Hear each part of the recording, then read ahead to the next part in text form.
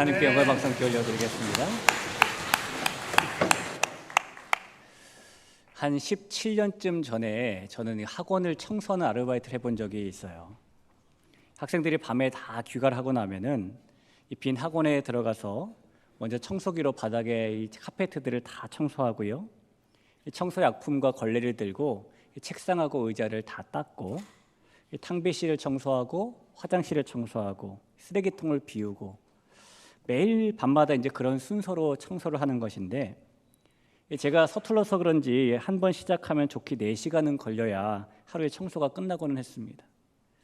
그렇게 매일매일 4시간씩 청소를 하다 보니까 팔도 아프게 되고요, 허리도 아프게 되고 몸이 힘들어지게 되는데, 이 청소를 시작한 지 며칠 지나지 않아서 몸이 힘든 것보다는 훨씬 힘든, 제 심장이 이렇게 덜컥 내려앉을 정도로 힘든 그런 일을 만나게 되었습니다. 어느 날 모든 청소를 다 마치고 맨 마지막 장소인 화장실을 청소하려고 화장실에 전등 스위치를 딱 켰는데, 갑자기 화장실 바닥에 제 손가락만한 바퀴벌레 한 마리가 떡하니 있는 거예요. 저는 벌레를 무서워합니다만 바퀴벌레는 그중에서 더 무서워합니다. 여러분, 이 자리에 계신 남자 성도님들 가운데 혹시 이 집에 바퀴벌레 나타나면 용감하게 탁 잡지 않으시고 여보 이렇게 아내를 찾으시는 분 계시죠? 제가 그런 남자예요.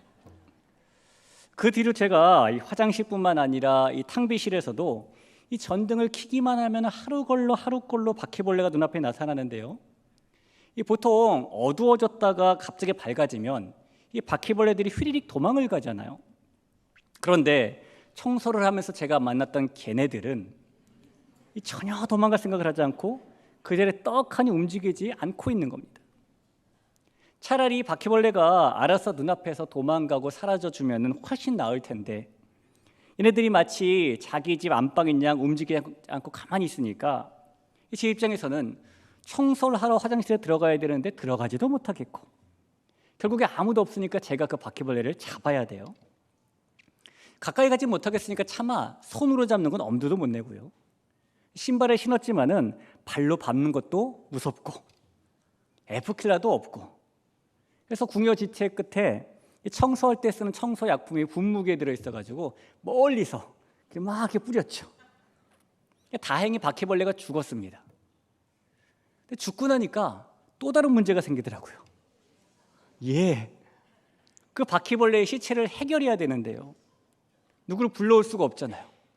제가 정말 거짓말 안 하고 휴지를 이만큼을 뜯어가지고 한 마리 처리하는데 휴지를 뜯어서 처리를 했어요. 여러분, 이런 말씀을 드리니까 사실 제가 좀 그래 보이긴 하는데요, 하지만 과장하지 않고 정말 그 바퀴벌레가 제 손가락만큼 컸어요.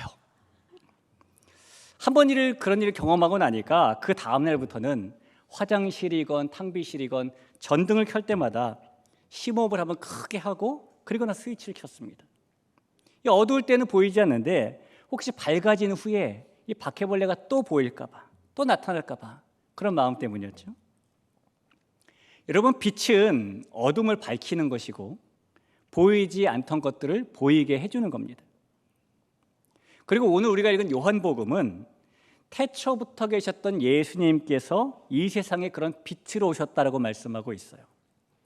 그렇다면 예수님께서 이 세상에 빛으로 오셨다면 예수님께서도 어둠을 밝히시고 보이지 않던 모든 것들을 더 보이게 해주시겠죠? 도대체 하나님께서는 우리에게 무엇을 보여주시려고 예수님을 빛으로 이 세상에 보내신 것일까요? 오늘 예배드리는 이 시간에 저와 여러분이 하나님께서 빛으로 오신 예수님을 통해 보여주시고자 하시는 것이 우리 눈에 보일 수 있는, 우리의 마음의 눈에 보일 수 있는 그런 은혜가 가득한 시간 되길 주님의 이름으로 축원합니다. 지금은 우리나라에 그런 경우가 거의 없습니다만 몇십 년 전만 해도 우리나라에 정전이 빈번하게 일어났습니다. 그래서 그럴 때를 대비해서 항상 집에는 양초들이 있었고요, 정전이 되면은 양초를 가장 먼저 찾아서 촛불을 켜는 게 일이었죠. 아마 그 시절을 좀 생각해 보시면은 이 보관해 둔 양초를 어둠 속에서 찾을 때에 정말 조심조심 발걸음을 움직이셨을 거예요. 손을 앞으로 뻗어가지고 이곳저곳 막 더듬더듬 하셨을 겁니다. 나중에 지혜가 생겨서 가장 가까운 벽 쪽으로 가서 벽을 손으로 쭉 훑으면서 이렇게 걸으시기도 하셨을 거예요. 이렇게 한 치 앞도 보이지 않는 어둠 속에서 방향 감각도 사라지게 되고요. 거리 감각도 상실되게 되고 무엇이 어디에 있는지 알 수 없는 혼돈을 만나게 되기 때문입니다. 이 창세기 말씀에 보면은 이 세상의 빛이 창조되기 이전에는 흑암이 깊은 혼돈과 공허의 세상이었다라고 말씀해요. 창세기 1장 2절을 보실까요? 땅이 혼돈하고 공허하며 흑암이 깊음 위에 있고 하나님의 영은 수면 위에 운행하시니라. 여기서 혼돈은 질서가 없는 상태를 의미하고 공허는 아무것도 없는 상태를 의미합니다. 이 빛이 없던 세상에는 어둠 속에서 그런 혼돈과 공허만 가득했다는 것이죠. 자, 그러나 하나님께서 빛이 있으라 라고 말씀하신 후에 그 어둠이 주는 혼돈과 공허는 사라지게 되었습니다. 마치 빛이 있기 전에 세상이 그렇게 혼돈과 공허한 세상이었던 것처럼 이 세상을 살아가는 모든 사람들의 인생은 영적으로 무질서하고 영적으로 허무하고 영적으로 무의미하다는 공통점을 가지고 있습니다. 그래서 그런 인생은 항상 어둠이라는 흑암에 사로잡혀서 목적도 없고 아무리 채워도 채워지지 않는 그런 삶의 길을 걷게 되죠. 그것이 이 세상을 살아가고 있는 모든 사람들의 영적인 실상입니다. 그러나 하나님께서 그런 채워지지 않는 영적인 혼돈과 영적인 공허에 빠져있는 인생을 채워주시기 위해서 창조 때 그러셨던 것처럼 이 세상에 참 빛을 보내셨어요. 9절 말씀을 한번 보겠습니다. 참빛 곧 세상에 와서 각 사람에게 비추는 빛이 있었나니 라는 말씀이죠. 그리고 하나님께서 보내신 이 참빛이 바로 예수님이십니다. 여러분, 예수님께서 참빛으로 이 세상에 오셨기 때문에 예수님께서는 어둠 속에 살던 목적 없고 허무한 인생을 질서 있게, 흑암 속에 살던 채워도 채워지지 않는 인생을 충만하게 해주시는 그런 분이 되어주신 겁니다. 사랑하는 대길교회의 성도 여러분, 예수님께서 영적으로 혼돈하고 공허하며 흑암이 깊은 인생을 살고 있던 저와 여러분을 위해서 이 세상에 오신 참 빛이라는 사실을 믿으시기를 간절히 부탁을 드립니다. 여러분, 어둠 속에 빛이 비춰지게 되면은 몇 가지 특별한 일이 일어나게 되는데요. 우선 빛이 비치면 그동안 어둠 때문에 보이지 않던 것, 감추어졌던 것들이 드러나 보이는 특별한 일이 일어나죠. 우리가 캄캄한 밤에 집에 들어가면 제일 먼저 하는 일이 전등 스위치를 켜는 걸 텐데, 그렇게 되면은 그때 집의 깨끗함이나 지저분함이 드러나 보이게 됩니다. 그런 것처럼 빛이신 예수님께서 이 세상에 오시자 일어난 일 동일했어요. 예수님께서 세상에 참 빛으로 오시자마자 이 세상에, 그리고 이 세상 모든 사람들의 감추어졌던 것들이 선명하게 드러나 보이게 된 것입니다. 자, 그러자 여러분, 예수님께서 오셔서 모든 것이 선명하게 드러나 보이게 되자 그 일을 반갑게 맞이하고 환영했던 사람들도 있었지만, 반면에 자신의 실상을 비롯한 많은 것들이 밝히 드러나는 것을 반기지 않는 사람들도 있었답니다. 오늘 10절과 11절에 그 사람들의 모습이 써 있어요. 그가 세상에 계셨으며 세상은 그로 말미암아 지은 바 되었으되 세상이 그를 알지 못하였고 자기 땅에 오매 자기 백성이 영접하지 아니하였다라고 말합니다. 예수님께서 참 빛이시라는 것을 깨닫지도 못하고 알지도 못하고 영접하지도 않은 사람들이 있었다는 겁니다. 요즘에 많은 분들이 각종 SNS를 하실 겁니다. 그래서 어떤 사람이 SNS를 들여다보면은 이 사람은 이런 것들을 좋아하는구나, 이 사람은 이런 스타일이구나 라고 그 사람에 대해서 조금은 알 수 있게 돼요. 하지만 아무리 그 사람의 그런 소셜 네트워크를 아무리 살펴본다고 하더라도 그에 대해서 우리가 완전하고 자세하게 알 수 있지는 못합니다. 왜냐하면은 누구나 자신의 SNS에는요, 자기가 보여주고 싶은 것, 자신이 드러내고 싶은 것만 드러내기 때문이죠. 하다못해 사진 한 장을 올려도 여러분 사진 중에 내가 뭘 제일 잘 나왔을까? 단체 사진 찍어도요, 그 중에서 여러 명을 찍었지만 내 얼굴이 제일 잘 나온 사진을 거기다 올리잖아요. 반대로 별로 드러내고 싶지 않은 부분은 감추기 때문입니다. 이 모든 사람에게는 다른 사람들에게 보이고 싶은 모습이 있고요, 반대로 드러내고 하지 않고 감추고 싶은 모습도 있어요. 그리고 사람들은 자신이 영적으로 혼돈하고 영적으로 공허한 인생을 살고 있다는 그 사실도 드러내고 싶지 않아 합니다.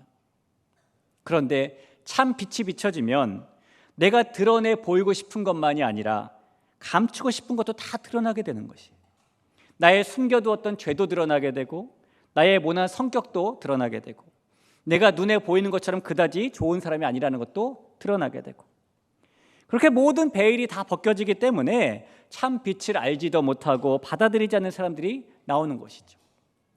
그래서 요한복음 1장 5절을 보면 이렇게 써 있습니다. 빛이 어둠에 비치되 어둠이 깨닫지 못하더라. 사람들은 빛이 비치되 깨닫지도 못하고 예수님께서 오셔서도 그 예수님을 거절하는 반응을 보였다는 겁니다. 여러분, 하지만 반대로 참 빛이신 예수님 때문에 자신의 약함이 드러나게 되자 예수님을 그대로 받아들인 사람들도 있었어요. 오늘 본문 12절을 볼까요? 영접하는 자 곧 그 이름을 믿는 자들에게는 하나님의 자녀가 되는 권세를 주셨으니. 똑같이 참 빛이 비춰져서 다른 사람들처럼 숨기고 싶은 죄들도 드러나고 악한 속마음도 드러나게 되었지만은, 드러난 스스로의 모습을 보면서 아, 나는 어쩔 수 없는 사람이구나, 나에게는 선한 것이 하나도 없구나, 나는 스스로를 구원할 능력이 전혀 없는 사람이구나 라는 사실을 깨닫고 유일한 구원자 되신 참빛 예수님을 받아들인 사람들이 있다는 겁니다. 우리 귀한 대길의 성도 여러분, 빛이신 예수님을 똑같이 만나지만 예수님을 알지도 못하고 예수님을 영접하지 않은 사람들이 있는 반면에 예수님을 영접하고 하나님의 자녀가 된 사람들이 있는데요, 저와 여러분은 예수님이라는 참빛이 비추어졌을 때 그 예수님을 영접한, 그래서 하나님의 자녀가 된 권세를 가진 사람들인 줄로 믿습니다. 자, 이렇게 빛이 비추게 되면 어둠 속에 있던 모든 것들이 드러나는 특별한 일도 벌어지면서 동시에, 그래서 또한 빛이 비치면 우리는 그동안 보지 못했던 것들을 볼 수 있게 되는 특별한 일도 만나게 되죠. 그동안 우리가 이 어둠 속에서 죄 때문에 볼 수 없었지만 빛이신 예수님 덕분에 볼 수 있게 된 특별한 일, 그것은 바로 하나님의 영광이라는 겁니다. 오늘 본문 14절 한번 보겠습니다. 말씀이 육신이 되어 우리 가운데 거하심에 우리가 그의 영광을 보니 아버지의 독생자의 영광이요 은혜와 진리가 충만하더라. 여러분, 예수님을 받아들인 사람, 예수님을 영접한 사람은 하나님의 영광을 보게 된 사람인 줄로 믿으시기를 바랍니다. 예수님께서 이 땅에 오시기 전까지 하나님의 영광은 사람이 보고 싶다고 해서 볼 수 있는 것이 아니었습니다. 왜냐하면 죄가 하나님의 영광을 보는 사람들의 눈을 가렸기 때문이에요. 로마서 3장 23절을 볼까요? 모든 사람이 죄를 범하였음에 하나님의 영광에 이르지 못하더니, 하나님의 영광을 보지 못했다는 겁니다. 그 전까지 하나님의 영광을 보는 일은 이스라엘을 대표하는 대제사장 딱 한 명에게만, 그것도 1년 중에 딱 한 번만 허락됐던 일이었어요. 유대인들의 달력으로 7월 10일인 대속죄일이라는 날이 되면은 대제사장은 성전의 지성소에 들어가게 되고, 그때가 유일하게 하나님의 영광을 그가 볼 수 있는 때였습니다. 원래는 죄에 있는 사람이 거룩하신 하나님의 영광을 볼 수 없지만 그때만큼은 하나님께서 은혜로 덮어주셨기 때문이에요.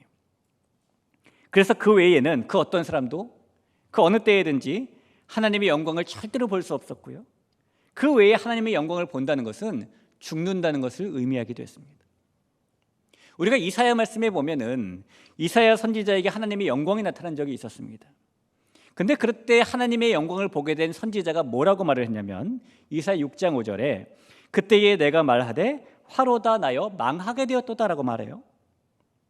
이사야 선지자가 하나님의 영광을 본 후에 너무 좋다, 나를 향한 하나님의 축복이다, 행복하다 라고 말한 것이 아니라 화라고 망했다라고 말했던 이유가 바로 흠 많고 거룩하지 않은 존재인 자신이 흠없고 거룩하신 하나님의 영광을 보는 것이 불가능했기 때문이고, 그래서 죄인인 자신이 하나님의 영광을 보면 죽음을 맞이할 것을 알았기 때문이에요.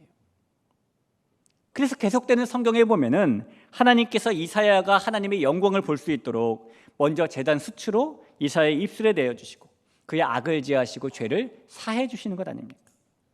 하나님께서 그런 은혜를 베풀어 주시기 전까지 이사야 선지자가 화로다 나여 망하게 되었도다라고 고백할 만큼 하나님의 영광은 죄인이 볼 수 없는 것이라는 겁니다. 여러분, 그런데 오늘 요한복음 말씀은 그 하나님의 영광을 대제사장이 아니어도 대속죄일이 아니어도 예수님을 영접한 사람은 그 하나님의 영광을 볼 수 있게 되었다라고 선언하고 있어요.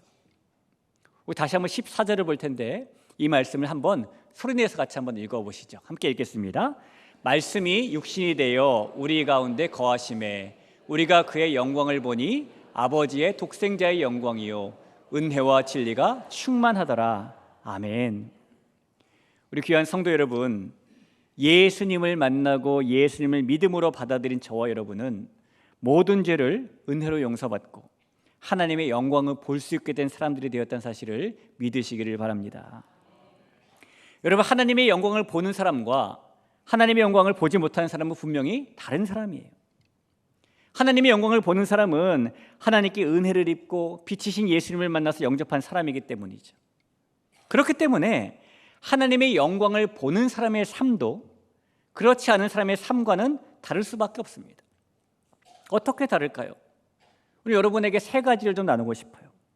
자, 먼저 주님의 영광을 보는 사람은 믿는 삶을 산다는 것에서 다릅니다. 이 본다라는 말이 1차적으로는 우리 눈으로 무엇인가를 보는 그런 의미를 담고 있죠. 하지만 그것이 본다라는 말이 담고 있는 의미의 전부는 아닙니다. 우리 말만 봐도 이 표현법에 보다라는 말이 여러 가지 의미를 가지고 있어요. 예를 들어 볼까요? 우리 다음에 한번 보자. 여기서 보자는 무슨 뜻입니까? 만나자라는 뜻입니다. 너 그러나 정말 한번 보자. 여기서 보자는 뭐죠? 내가 너 주시한다라는 말이에요. 보자 하니까 이때 보는 건 뭡니까? 그동안 참았다는 뜻이에요. 그 뜻이 다 다르죠. 우리가 주님의 영광을 본다는 것도 우리의 눈으로 본다는 거에 앞서 먼저 이 의미는 믿는다는 것을 의미해요. 어느 날 예수님의 제자인 빌립이 예수님께 하나님을 보여달라라고 말하자 예수님은 이런 대답을 해주셨어요. 요한복음 14장 9절을 보겠습니다. 예수께서 이르시되 빌립아 내가 이렇게 오래 너희와 함께 있으되 내가 나를 알지 못하느냐 나를 본 자는 아버지를 보았거늘 어찌하여 아버지를 보이라 하느냐. 그리고 나서 예수님이 바로 이어서 또 이렇게 말씀하십니다. 이어지는 10절과 11절에 보니까 내가 아버지 안에 거하고 아버지는 내 안에 계신 것을 내가 믿지 아니하느냐. 내가 아버지 안에 거하고 아버지께서 내 안에 계심을 믿으라. 그렇지 못하겠거든 행하는 그 일로 말미암아 나를 믿으라. 지금 예수님의 대답을 보면은 보여달라라는 질문에 믿으라라는 답을 주시고 계시는 거예요. 자, 그런 것을 보면 우리 주님의 입장에서는 본다는 것과 믿는다는 것이 큰 연관이 있다라고 우리는 짐작할 수가 있겠죠. 따라서 여러분, 우리가 주님의 영광을 본다는 것은 믿는다는 것과 동일한 말입니다. 우리 성도 여러분, 우리가 예수님께서 이 세상에 오신 구원자라는 사실, 그 예수님께서 우리의 죄를 대신해서 십자가에서 죽으시고 우리를 위해서 부활하셨다는 그 사실을 믿는 것이 곧 하나님의 영광을 보는 것입니다. 그래서 주님의 영광을 보는 사람은 세상 사람들과 다르게 믿고 또 믿는 삶을 사는 것이죠. 로렌 커닝햄이 쓴 벼랑 끝에 서는 용기라는 책에 보면은 그는 믿음을 이렇게 정의했어요. 믿음이란 어떤 일이 일어나기 전에 그 일이 일어나리라고 믿는 것이고, 믿음이란 아무것도 없지만 필요한 것을 얻게 될 것이라고 믿는 것이고, 믿음이란 하나님의 성품에 대한 강한 확신으로 자기 스스로가 해결할 수 없는 문제라 할지라도 하나님은 해결할 수 있음을 믿는 것이다 라고 말합니다. 그런 믿음을 단 한 번이 아니라 가지고 또 가지는 것, 그것이 바로 주님의 영광을 보는 삶, 믿는 삶입니다. 주님의 영광을 보는 사람은 예수님께서 나의 구원자라는 사실을 어제는 믿었다가 오늘은 생각해보니까 아닌 것 같아서 믿지 않았다가 또 다시 생각해보니까 맞는 것 같아서 다시 믿었다가 그러는 것이 아니고요. 주님의 영광을 보는 사람은 예수님께서 우리의 유일한 구원자라는 사실을 흔들림 없이 믿고 예수님께서 지금도 살아계셔서 우리와 함께 계심을 여전히 믿고 그렇게 믿고 또 믿는 사람이에요. 주님의 영광을 보는 사람으로서 날마다 주님을 믿고 의지하고 신뢰함으로 항상 그 영광을 보며 살아가는 우리 모두가 될 수 있기를 간절히 부탁을 드립니다. 자, 둘째로 주님의 영광을 보는 사람은 아는 삶을 산다는 것에서 달라요. 10절을 한번 볼까요? 그가 세상에 계셨으며 세상은 그로 말미암아 지은 바 되었을 때 세상이 그를 알지 못하였고라고 말합니다. 세상이 그를 알지 못했다라는 말은 뒤 이어 나오는 14절과 연관시켜 보면은 주님의 영광을 세상이 못 봤다는 뜻이에요. 이 말을 반대로 한다면 예수님을 안다라는 것은 주님의 영광을 보는 것이라고 말할 수 있습니다. 여러분, 예수님을 안다라는 것이 단지 예수님이라는 분이 계시다라는 사실만 아는 것을 의미하는 것은 아니잖아요. 세상에 많은 사람들이 예수님이라는 존재를 알고 있습니다. 여러분께서 누군가에게 전도하려고 복음을 한번 전해보시면은 예수님이라는 이름을 그 중에서 처음 들어봤다라고 말씀하시는 분이 과연 몇 퍼센트나 될까요? 대부분 예수님이라는 분의 이름을 들어본 사람들이 더 많습니다. 세상은 그렇게 예수님이라는 분을 알아요. 백과사전만 찾아봐도 사람들이 공자, 석가모니, 소크라테스, 예수를 4대 성인이라고 부를 정도로 사람들은 그 존재를 압니다. 하지만 그렇게 아는 것이 정말 예수님을 아는 것이다라고 우리는 말할 수 없죠. 왜냐하면 예수님을 안다라는 것은 예수님을 통해 주어진 은혜와 진리를 아는 것을 뜻하기 때문이에요. 14절 하반절을 볼까요? 우리가 그의 영광을 보니 아버지의 독생자의 영광이요 은혜와 진리가 충만하더라라고 말합니다. 예수님을 통해 주어지는 은혜를 알고 예수님을 통해 주어지는 진리를 알고 그 은혜와 진리를 알면 알수록 우리가 얼마나 속이 시커먼 사람들인지, 우리가 얼마나 위선적인 사람들인지, 우리가 얼마나 어쩔 수 없는 존재인지, 그래서 우리는 얼마나 그 은혜와 진리가 없으면 안 되는 사람들인지 자신에 대해 정확히 알게 되죠.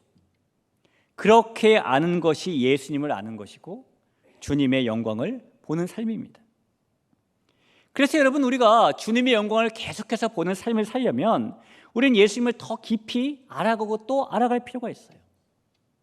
여러분, 저와 여러분이 예수님에 대해서 얼마나 깊이 알아가고 있을까요? 우리가 교회를 다닌 세월이 길면 길수록 범하기 쉬운 실수 중에 하나가 나는 예수님을 안다, 예수님의 은혜를 깊이 안다 라고 생각하는 겁니다. 예수님, 그리고 예수님이 주시는 은혜가 우리가 다 알 정도로 그렇게 단순한 것일까요? 시편 139편 14절을 보시죠. 내가 주께 감사하옴은 나를 지으심이 심히 기묘하심이라 주께서 하시는 일이 기이함을 내 영혼이 잘 아나이다 라는 다윗의 고백이 있습니다. 하나님의 마음에 꼭 들었던 다윗조차도 주께서 하시는 일이 기이하다라고 말했습니다. 다윗이 하나님을 잘 알고 하나님의 은혜를 아무리 깊이 경험했어도 하나님의 일하심은 다윗 자신의 그릇에 담기엔 힘들 정도로, 그 전부를 알기에는 어려울 정도로 크다라는 거예요. 우리가 단지 신앙생활을 오래 했다는 이유로 예수님의 은혜를 다 안다라고 말할 수 없어요. 예수님을 아는 데는 끝이 없는 것이고 그 주님의 은혜와 진리를 알아가는 일도 끝이 없는 일이기 때문입니다. 그래서 성경 오늘 본문 이후에 보면은요, 이 예수님의 은혜를 그냥 은혜가 아니라 은혜 위에 은혜라고 표현합니다. 요한복음 1장 16절을 한번 보실까요? 우리가 다 그의 충만한 데서 받으니 은혜 위에 은혜로라. 은혜 위에 은혜. 여러분, 중국집이나 한정식집에 가시면은 코스 메뉴라는 게 있죠. 가만히 앉아 있으면은 음식을 하나 가져다 줍니다. 다 먹을 때쯤 되면은 또 다른 음식을 가져다 줘요. 또 그것도 다 먹을 때쯤이 되면은 또 다른 음식을 가져다 주고 계속해서 그렇게 음식을 가져다 줍니다. 그렇게 주는 대로 우리가 한 음식을 먹다 보면은 배가 불러오죠. 그래서 배가 불러서 이 서빙하시는 분께 앞으로 몇 개가 더 나와요? 라고 묻고 페이스 조절을 해도 여전히 새로운 음식은 나와요. 그럼 여러분, 아무리 배가 불러도 하나 정도는 맛을 보지 않습니까? 그런 것처럼 은혜가 지나가고 나면은 또 다른 은혜가 오고, 그 또 다른 은혜가 지나가고 나면은 또 다른 은혜가 오고, 그런 것이 바로 은혜 위에 은혜입니다. 주님께서 주시는 은혜는 그렇게 날마다 새롭게 우리에게 또다시 부어지는 것이기 때문에 우리는 하나님의 은혜와 진리를 다 안다라고 말할 수 없는 것이죠. 여러분, 그래서 주님의 영광을 보는 사람은 예수님을 아는 일에, 은혜와 진리를 아는 일에 계속해서 힘써야 합니다. 호세아 6장 3절에 호세아 선지자는 이렇게 말했어요. 그러므로 우리가 여호와를 알자, 힘써 여호와를 알자. 그의 나타나심은 새벽빛같이 여김없나니 비와 같이 땅을 적시는 늦은 비와 같이 우리에게 임하시리라 하니라. 사람은 자기의 마음이 가는 일에 시간을 많이 할애하는 편이죠. 사람 만나는 것을 좋아하는 사람은 사람 만나면서 시간 가는 줄 모르고요, 쇼핑하는 거 좋아하는 사람은 쇼핑하면서 시간 가는 줄 모르고, 게임하는 거 좋아하는 아이들은 게임하면서 시간 가는 줄 모릅니다. 사람은 그렇게 자기가 좋아하고 하고 싶은 일에는 시간을 아끼지 않습니다. 우리가 주님의 영광을 보는 사람으로서 예수님을 아는 일에, 예수님께서 주시는 은혜를 받는 일에 시간을 아끼지 말고 힘써야 되는 이유가 거기에 있는 거예요. 우리 대길교회 주님의 사랑하는 성도 여러분, 주님의 영광을 보는 사람으로서 예수님을 알아가는 일에, 은혜와 진리를 알아가는 일에 힘쓰는 우리 모두가 될 수 있기를 부탁을 드립니다. 자, 마지막 세 번째로 주님의 영광을 보는 사람은 전하는 삶을 산다는 것에서 달라요. 현대인들이 약 75년 정도 산다고 가정을 할 때에 그 75년을 어떻게 사용하며 사는지를 살펴보면요, 현대인들은 먼저 75년 중에 20년은 잠을 자는 데 사용을 하고 또 다른 20년은 일을 하는 데 사용한다고 합니다. 그리고 나머지 35년 중에서 7년은 노는 데 사용하고 6년은 먹는 데 사용하고 5년은 TV 보는 데 사용한대요. 그리고 나면 17년이 남는데 그 중에서 5년은 자신이 어떤 옷을 입을 것인가 고민하는 데 시간을 보내고요, 꽤 많이 보내죠. 3년은 누군가를 만나고 기다리는 데 보내고 2년 반은 화장실에서 보내고 2년 반은 잡념과 잡생각을 하는 데 보낸대요. 그리고 2년을 커피 마시는 데 보내고 1년을 전화 받는 일에 보내면 75년을 다 사용한다고 하죠. 여러분, 그러나 모든 사람이 그런 것은 아닐 테고 저와 여러분처럼 하나님을 믿는 믿음의 성도들은 하나님을 예배하는 데에도 찬양하고 기도하는 데에도 인생의 시간을 보내고 있겠죠. 그런데 여러분, 우리가 빛이신 예수님, 그 주님의 영광을 전하는 일에는 얼마나 시간을 보내고 있을까요? 한 남자가 한 여자에게 사랑을 고백하며 프로포즈를 했어요. 내 목숨을 줄 수 있을 정도로 당신을 사랑합니다. 나와 결혼해 주세요. 그러자 여자가 물었습니다. 당신은 아파트를 가지고 있나요? 남자가 대답하기를 아니요, 하지만, 이 남자가 하지만이라고 말하자마자 여자는 남자의 말을 끊고 다시 물어요.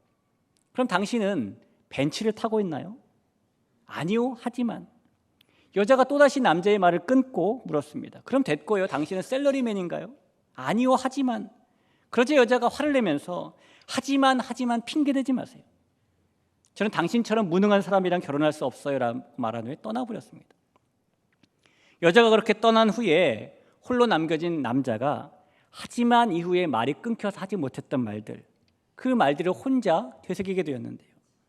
난 아파트는 없지만 단독주택을 여러 채 가지고 있고,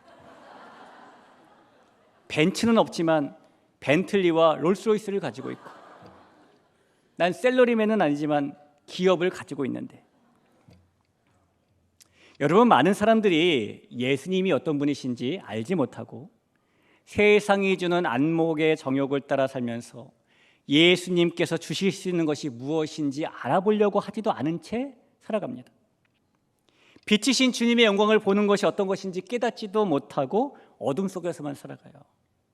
세상에는 그렇게 너무나 많은 사람들이 잠시 있다가 없어질 세상의 것에 마음을 빼앗겨서 예수님의 이 프로포즈를 거절하고 여전히 영적인 혼돈과 공허 속에서 행복한 삶을 잃어버린 채 살아갑니다. 귀한 성도 여러분, 주님의 영광을 보는 사람은 그런 사람들에게 예수님의 빛을 전하고 그래서 예수님의 영광을 볼 수 있게 해주는 마치 커플 매니저와 동일한 그런 역할을 하는 사람들이에요. 예수님을 전하는 그런 커플 매니저로 살아가는 것이 주님의 영광을 보는 삶인 줄 믿으시기를 부탁을 드립니다. 이 매년 3월 30일은 유엔이 제정한 국제 행복의 날이에요. 그래서 유엔은 매년 이 행복의 날에 맞춰서 세계 행복 보고서를 발표하는데요. 올해에도 지난 3월에 2023년 세계 행복 보고서가 발표되었습니다. 그 내용을 보면은 이 세계 137개 나라 중에서 우리나라의 행복 순위는 57위랍니다.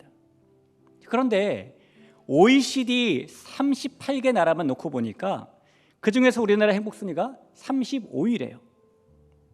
그러니까 OECD 국가 중에서 우리나라보다 행복도가 낮은 나라는 그리스, 콜롬비아, 튀르키예 세 나라뿐입니다.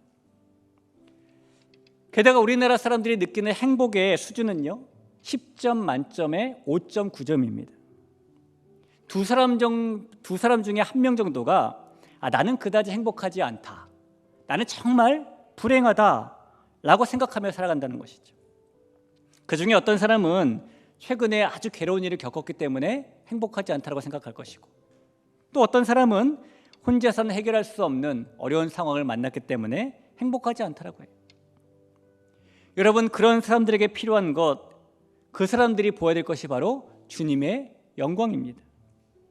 빛이신 예수님께서 행복의 근원이시기 때문이죠. 빛이 비춰지면 어둠은 물러가게 되어 있고, 단연코 그 어두움은 빛을 이길 수 없기 때문입니다.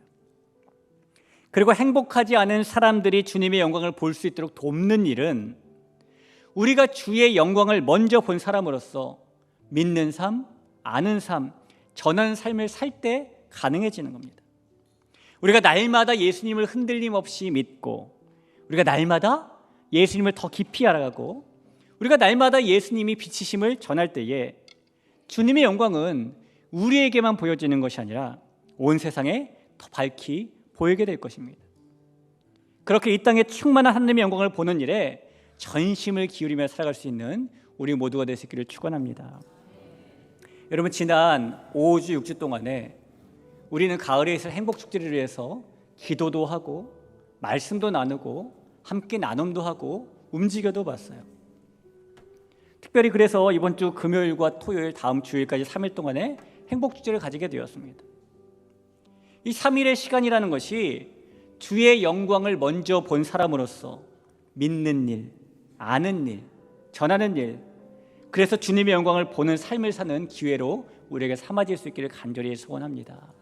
우리뿐만 아니라 온 세상이 주의 영광을 보는 귀한 삶을 살 수 있는 귀한 놀랍도록 크신 은혜와 축복이 우리 가운데 일어날 수 있기를 간절히 소원하며 축원합니다.